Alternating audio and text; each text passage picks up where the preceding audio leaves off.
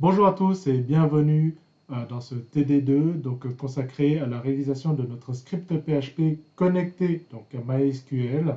Ce que nous allons voir aujourd'hui, c'est comment on va créer des tables dans MySQL avec l'outil PHPMyAdmin. Et ensuite, on va essayer d'interconnecter notre premier script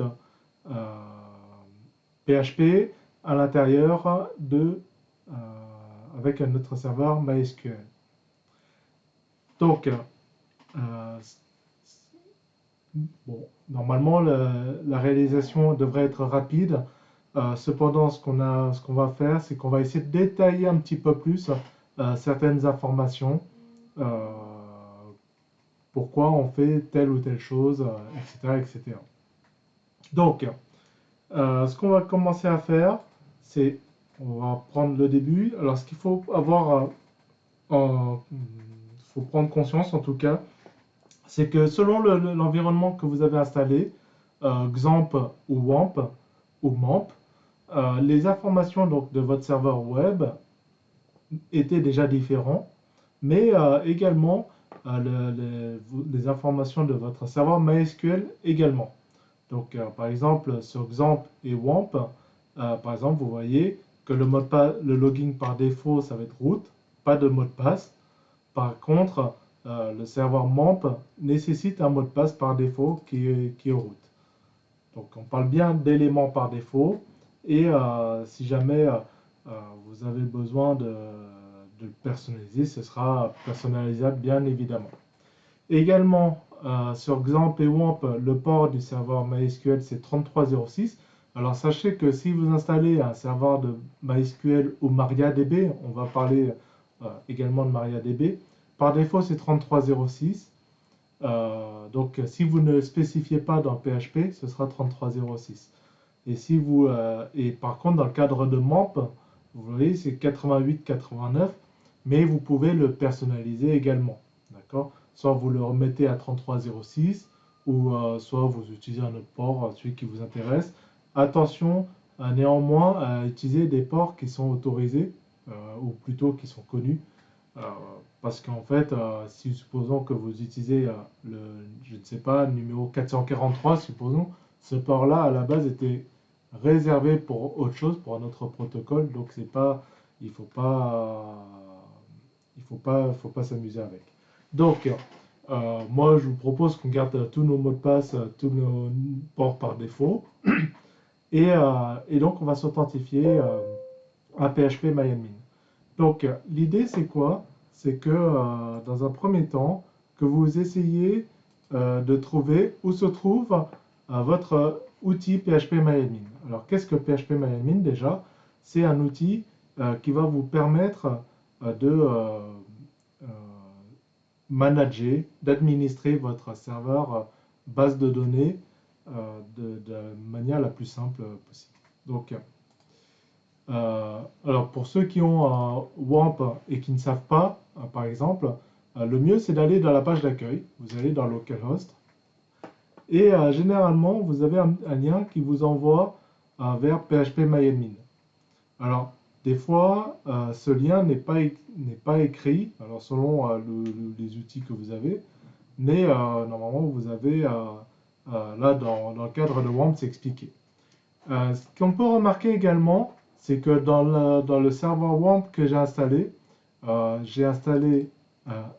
MySQL et on me dit que MySQL est installé sur le port 3306 et on a aussi installé MariaDB sur le port 3307. Alors vous allez voir que si vous installez WAMP, vous allez lorsque vous allez installer, il va vous demander quelle version de MySQL, de MariaDB vous voulez installer. Et si vous en installez un ou plusieurs, en fonction de ce que vous faites, bah, il va vous les installer et il va les lancer les uns à la suite des autres.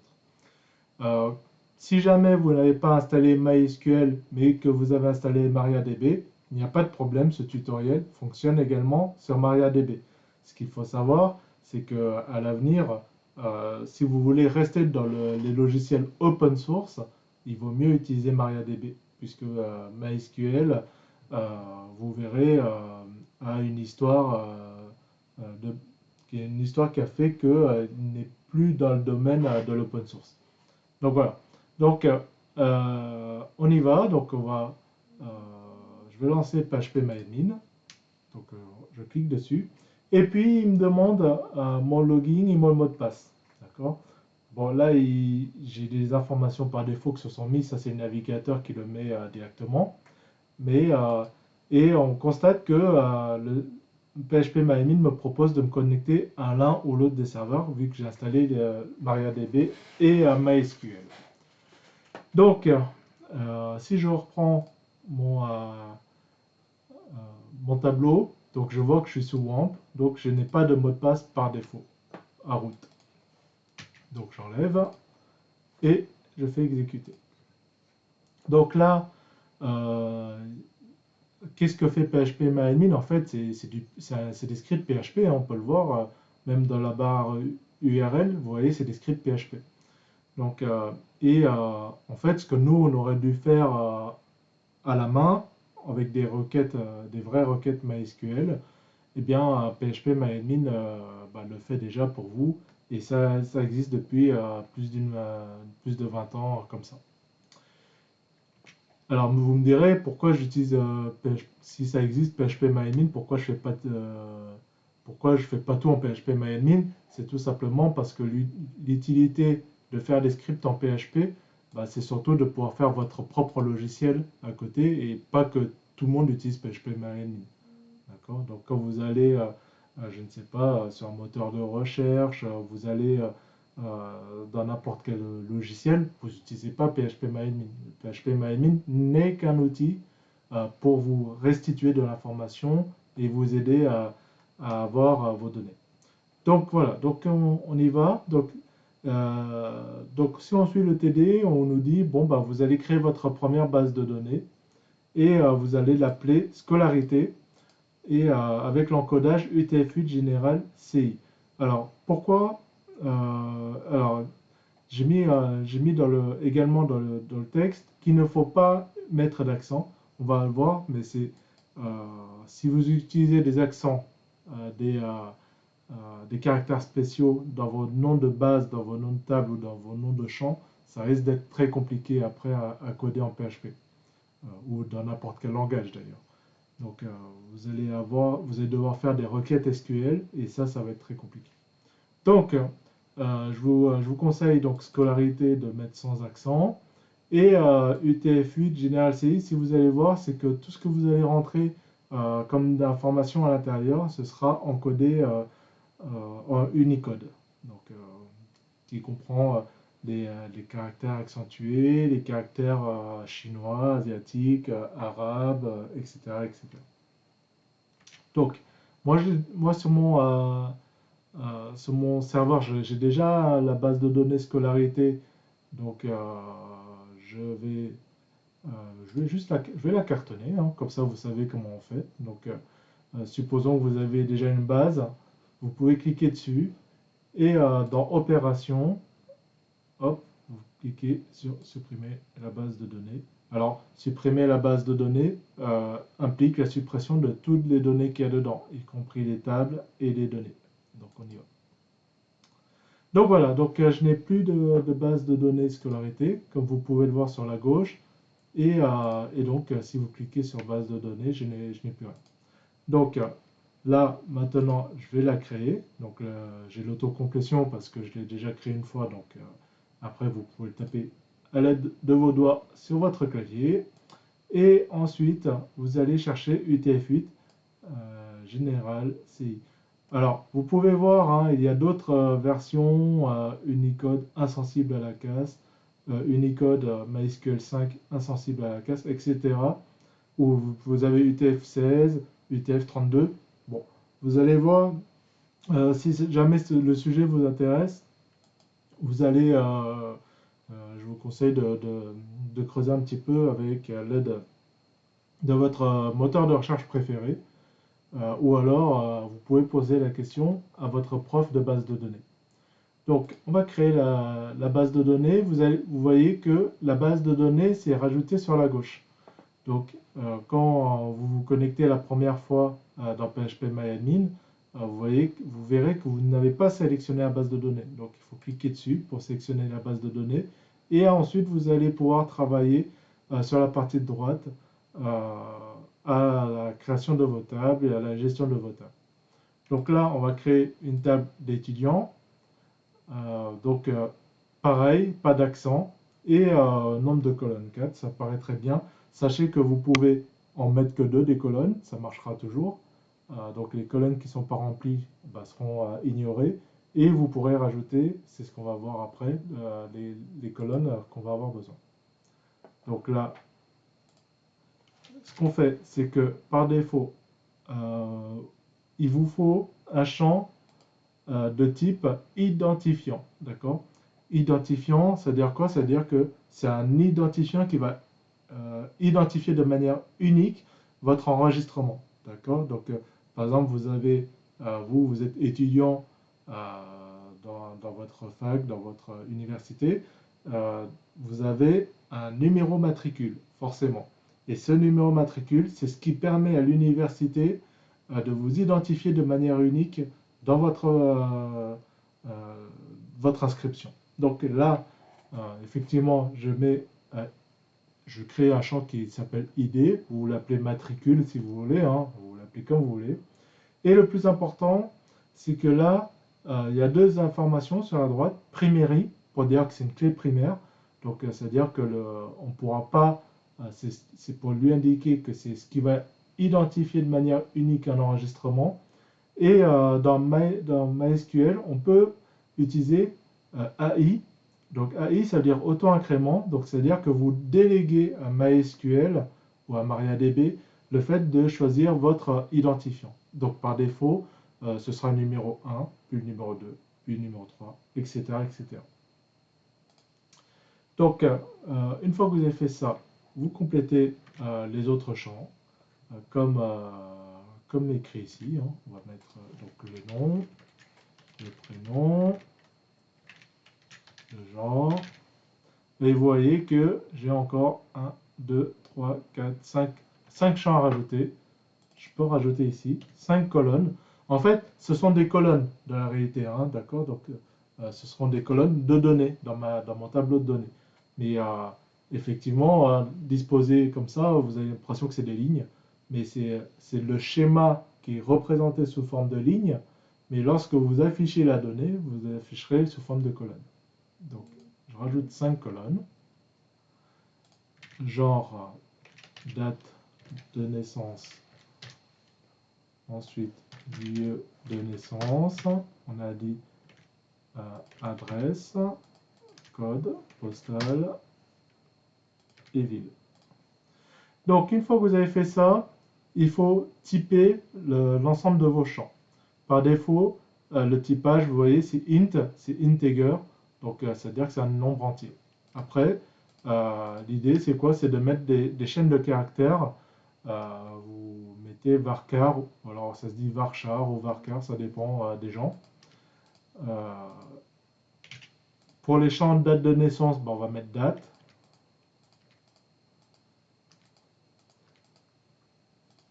Code postal, on va rajouter que le code postal il est sur 5 positions, donc c'est une chaîne de caractères de 5 caractères. Sinon, on va dire par défaut que c'est 100. Voilà. Pour genre, on va mettre 1, on va mettre soit masculin, soit féminin, donc M ou F.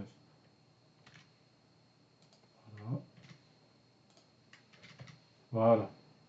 Donc 50, etc. etc.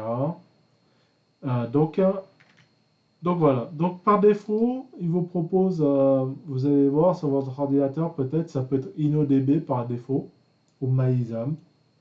On va pas forcément voir les différenciations du moteur de stockage, mais vous avez une documentation, donc n'hésitez pas à regarder quelles sont les différences entre les différents moteurs de stockage. C'est très important. Sur des bases très petites comme celles qu'on fait, c'est pas important. Mais vous allez voir que sur de très grosses bases de données, ça va faire toute la différence en termes de performance et en termes de fonctionnalités, parce qu'il y a des fonctionnalités qui sont différentes entre les deux principaux moteurs qui sont MyExam et InnoDB. Donc une fois que j'ai terminé, j'ai fait enregistrer et vous voyez, ma table s'affiche sur la gauche et automatiquement sélectionnée et je peux revoir ma structure. Maintenant, ce que je vais faire, c'est que je vais ajouter des données. Donc je vais cliquer sur insérer. Donc tac, je vais dire que je vais ajouter mon premier étudiant. Et vous voyez que vous avez un sélecteur de date. Alors, vous voyez que le format de date, c'est année, mois, -jour. D'accord? Donc, essayez de bien remplir.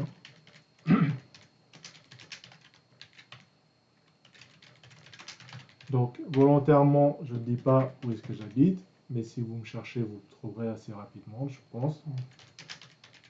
Et on va dire que j'habite à Saint-Pierre-du-Perret. Bon, c'est pas loin.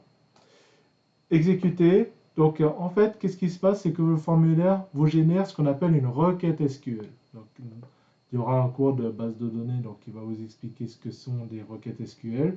Mais il faut juste comprendre que le logiciel de PHP-MyAdmin génère une requête SQL. Et à partir de la requête SQL, il va l'exécuter dans le serveur de base de données. Donc voilà. Donc vous pouvez en insérer plusieurs. Et après, vous remarquerez que je n'ai pas rempli l'identifiant tout à l'heure. Donc il a mis nul à cet endroit-là. Et vous voyez qu'il dit identifiant de la ligne insérée, numéro 1. Donc par défaut, il prend le premier numéro disponible et il le met. Je fais parcourir et effectivement, je peux voir l'ensemble des informations que j'ai saisies sous forme de colonnes. D'accord? Donc une ligne, c'est ce qu'on appelle une occurrence et vous allez avoir l'ensemble de vos occurrences qui vont s'afficher. Bien, une fois qu'on a fait ça, maintenant on va s'intéresser à la partie PHP. Donc pour cela, on va regarder d'abord la documentation de PHP. Donc moi je vous ai écrit bêtement voilà comment il faudrait faire les choses. Donc le plus important c'est de comprendre qu'est-ce que PDO.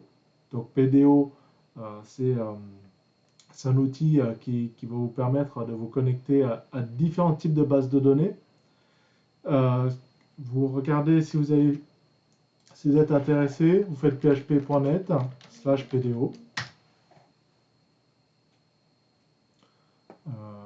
Et normalement, vous devriez avoir un peu de documentation. Et ensuite, si jamais là, vous voulez avoir un peu plus d'informations, donc vous avez donc PDO. Ensuite, MySQL, c'est le driver. Donc, attention, le driver doit être installé sur votre serveur, mais par défaut, sur WAMP ou MAMP, c'est installé par défaut. Mais on parle bien de driver, on ne parle pas du serveur. Donc, même quand c'est du MariaDB, le driver, c'est le driver MySQL. Localhost, donc c'est le nom de votre serveur. Donc, c'est soit un nom de serveur, soit l'adresse IP de votre serveur. Donc localhost, c'est pour dire que c'est votre machine locale. Ensuite, le port, 8889 pour ceux qui sont sous MAMP, on l'a vu au début, ou 3306 pour ceux qui sont sous MariaDB ou MySQL. Par ailleurs, si jamais vous avez installé plusieurs occurrences MariaDB ou MySQL, vous pouvez savoir quel est le port de votre serveur en regardant dans PHP-MyAdmin sur la partie du haut.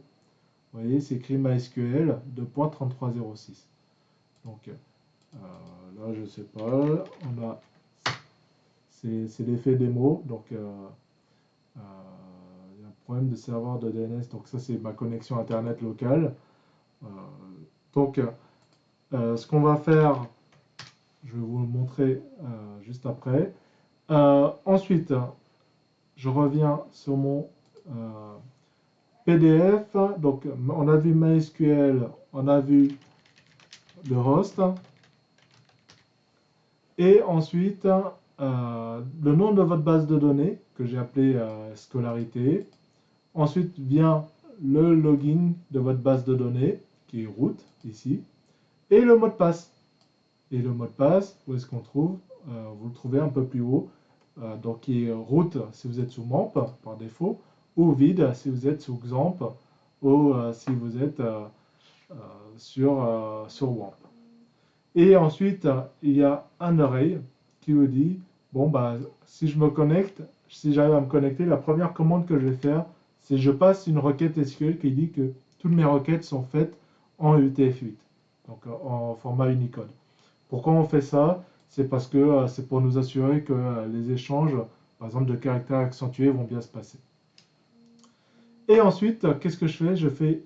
Je passe ma première requête SQL, donc select prénom, nom, forme étudiant, et je lui dis que je vais l'exécuter et je vais afficher les résultats sous forme d'item de liste. Donc, normalement, si vous êtes assez bon pour recopier votre script, ça devrait bien se passer. Donc, on va y aller.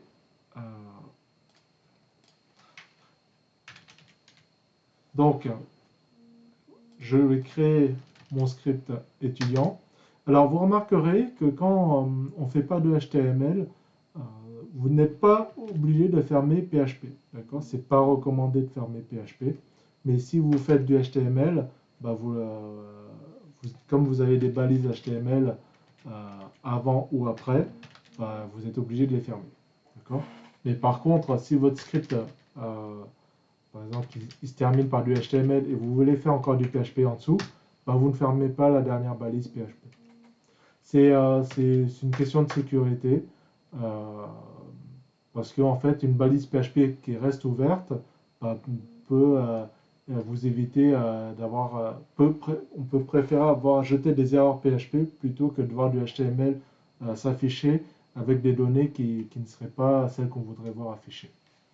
Donc, dollar, on va l'appeler link. Alors, link, c'est ce que vous verrez très souvent sur la documentation de PHP. Donc php.net, est-ce que ça remarche? Bon, bah en ce moment, php.net ne fonctionne pas. C'est pas grave. Et sur Google, donc là, c'est mon ordinateur qui a un petit souci. Bon, c'est pas grave. Donc du coup,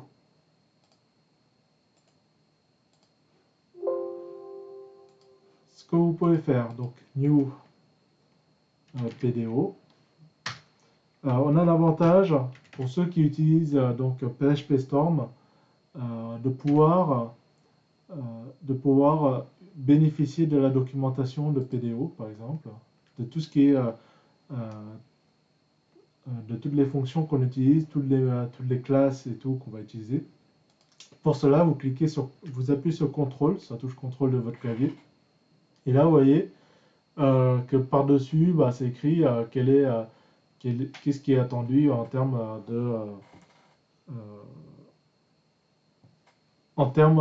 d'arguments.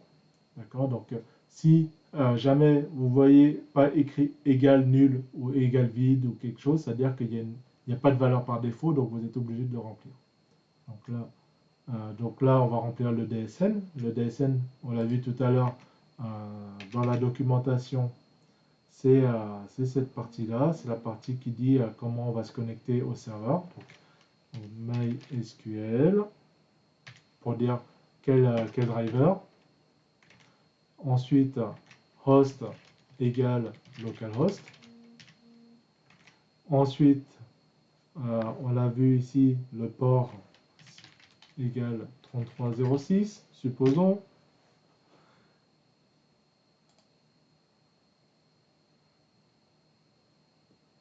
Ensuite,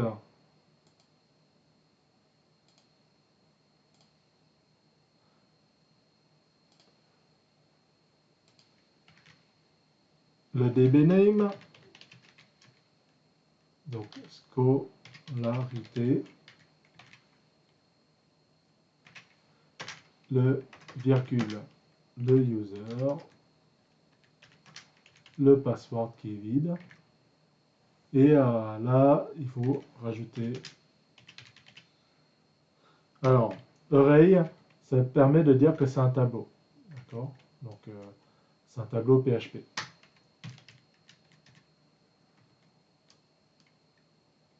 Donc, add init commande.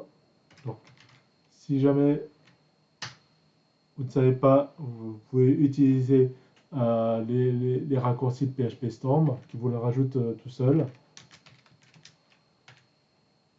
Donc, set names UTF-8. D'accord, donc ça fonctionne. Et ensuite, vous fermez les parenthèses. Il y a une deuxième notation, on verra pour les tableaux. Là, on utilise array. Mais vous verrez qu'à l'avenir, le mot array va partir, va être remplacé juste par les crochets comme ça. Donc ça devrait fonctionner aussi, on va vérifier. Donc, une fois qu'on est connecté, on va commencer notre script HTML. Alors, j'ai volontairement mis au-dessus, vous allez le voir hein, dans le prochain TP, dans le prochain TD, c'est que en fait l'avantage c'est que on va pouvoir factoriser après nos scripts. C'est parce que en fait on va faire plusieurs pages et on va éviter de mettre le même début de script partout. Sélection des étudiants. Donc, voilà, on va essayer de faire ça bien. Bien évidemment, pour rappel, ceci n'est pas un cours de HTML, donc il va manquer des balises, notamment au-dessus de HTML. Donc, l'idée c'est quoi? C'est qu'on va faire un UL.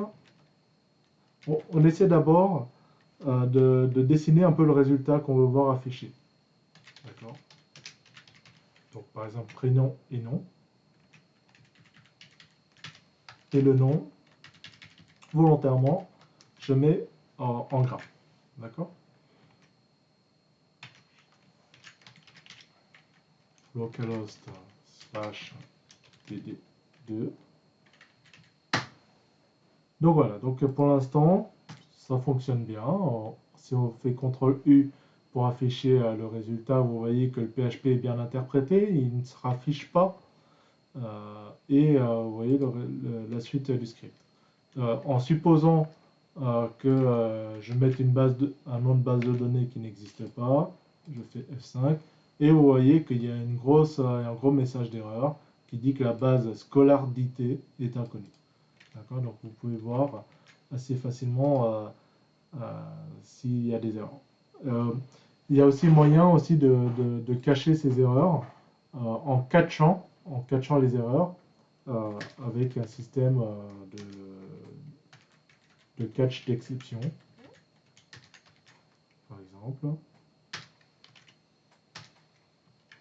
Je vous l'explique là, donc c'est au-delà c'est un petit peu au-delà du cours. Vous allez le voir lorsque vous approfondirez un peu plus le PHP. Et là, je dis si j'ai un problème, erreur de connexion. Et je peux très bien dire voilà, tu m'affiches get message. On verra peut-être les objets à la fin si on a le temps. Mais grosso modo, quand il y a une erreur, on jette un objet de type exception et on peut afficher le message qui est dans l'objet. Donc si jamais je remets n'importe quoi dans le nom de ma base de données, je fais 5. Vous voyez que ça c'est le message texte que j'ai écrit, erreur de connexion, et ça c'est le message propre en tout cas, le message technique que MySQL, que le driver PDO me retourne.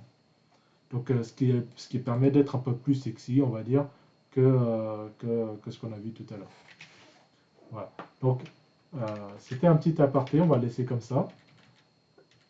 Donc maintenant, on va revenir ici. PHP. Donc ce qu'on va faire, c'est qu'on va effectivement, on va faire notre requête. Je vais l'appeler que query select. Select étoile from scolarité point étudiant. Je crois que c'est comme ça que je l'ai appelé.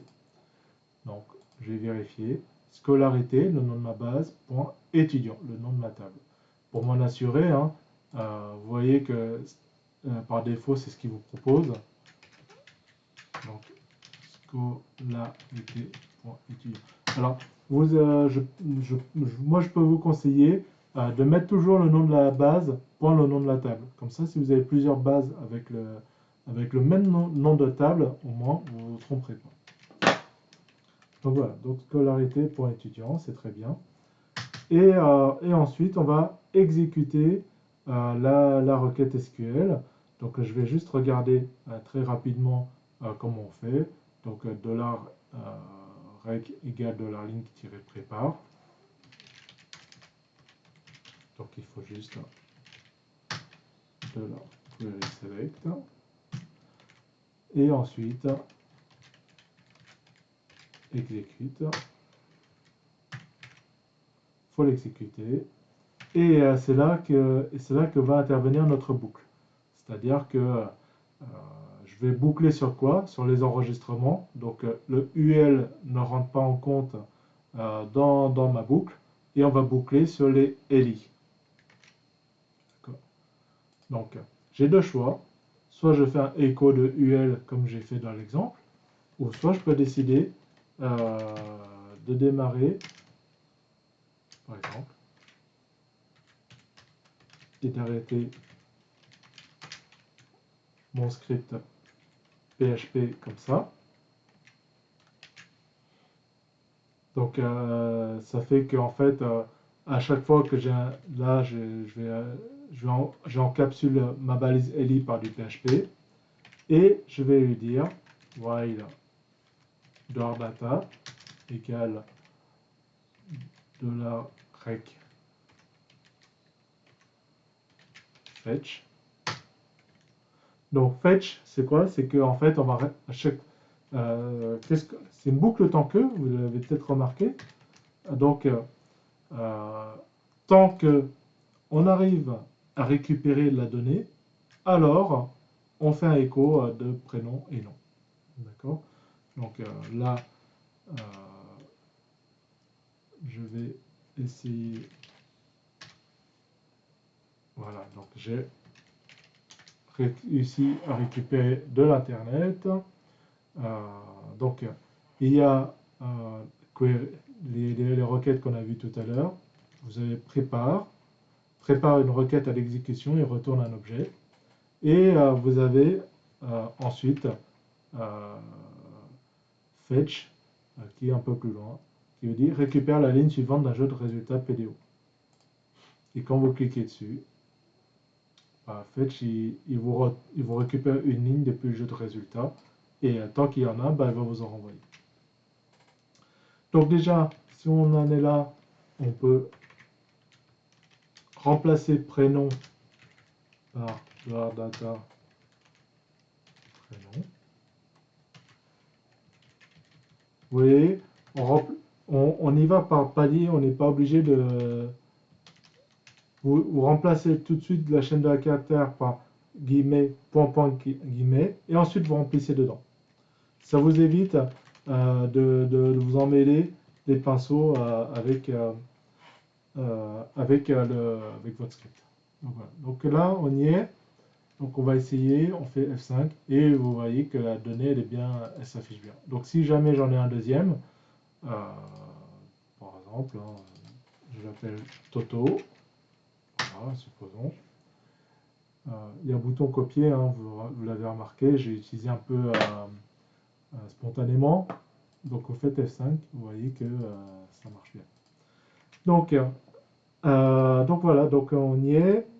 Et si jamais on veut aller jusqu'au bout, en fait, ce qu'on dit, c'est que je veux, au lieu d'avoir une liste, je le veux en tableau. C'est pas très compliqué. Donc, bien sûr, table border égale 1, supposons. Save padding. Tiens, je vais mettre un padding de 3, par exemple. Et en fait, chaque ligne, en fait, c'est un TR qui contient des TD. Donc, TR, TD, je fais une première colonne, je fais une deuxième colonne, voilà. Et ce qui va me manquer, c'est justement de faire une première ligne avec écrit prénom et nom. Donc, généralement, je crois que vous utilisez TED, TR, prénom, pardon, TD, prénom.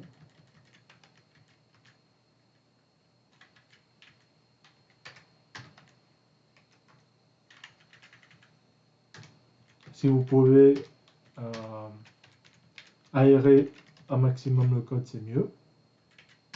Et comme vous utilisez TED, généralement vous mettez le résultat dans un T-body.